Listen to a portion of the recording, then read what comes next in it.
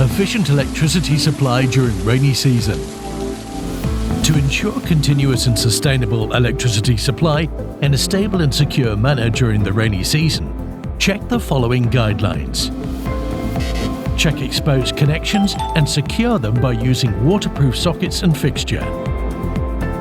Check all the connections are properly earthed. Seal all spare conduits located at the building roof. Close all electrical cabinets. Replace any damaged meter windows. In case of internal installation issues at your premises, you can use DEWA Store, where a list of technical service providers is available with offers for DEWA customers. Use the services of a competent technician to carry out regular maintenance work so that your safety and electricity supply are secured during all seasons.